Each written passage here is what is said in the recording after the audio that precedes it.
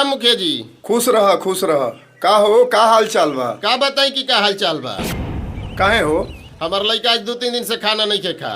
हमारा लड़का के ओकर लड़की बिगाड़ देले बिया। केकर लड़की? और वो जनत नहीं कि हमरा केकरा से झगड़ा बा, ओकरे लड़की। अच्छा अच्छा, हम समझ गई नी। उपेंद्र, जा गांव भर में बोल दो कि मुखिया जी के हाथा में पंचायत बा आ सब लोग अभी के अभी जुटे। अब दोनों लोग सब कोई के सामने आपन आपन बात रखा। तूने ऐसा क्यों किया? मैंने क्या किया?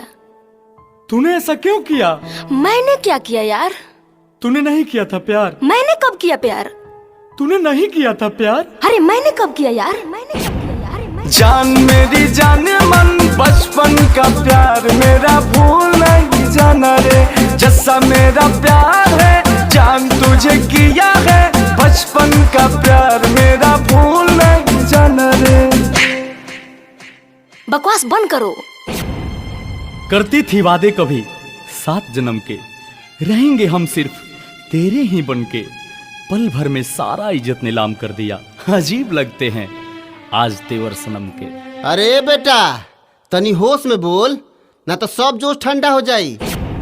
हमार बेटा बिल्कुल सही कहता, और जौन कहता एकरा के कहे दो, नहीं तो हमरा से बुरा कोई ना होई। शांत रह लोग। दोनों लड़का लड़की के बोले दो, ओकरा बाद फैसला होई। प्यार तो मैं भी तुमसे बहुत करती थी, लेकिन अब नहीं, क्योंकि तूने मेरे प्यार को बदनाम किया है, भरी महफिल में सरेआम किया है। बात मेरी मान ले, तेरा मेरा दुश्मन सारा ये जमाना रे। याद कर तू वो दिन रहती थी ना मेरे बिन, मर जाएगा तेरे बिन तेरा ये दीवाना रे।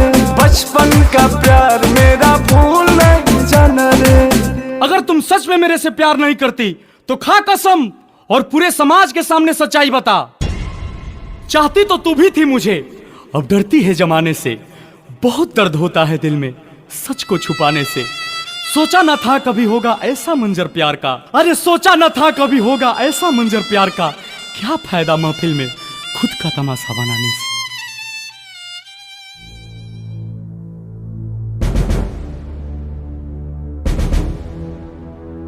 बोला बेटा, तुम्हारा मन में जो भी बा खुल के बतावा। सच्चाई तो यही है कि मैं अंकुश से अभी प्यार करती हूँ, तब भी करती थी, लेकिन समाज और पापा से बहुत डरती थी।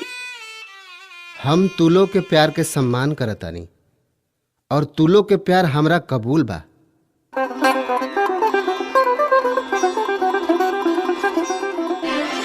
तू ही मेरी जान है, चाहे कोई जान ले ले, दूर ना हो पाएंगे। सच्चा प्यार करते हैं, एक दूजे पे मरते हैं, जान भी देना पड़े तो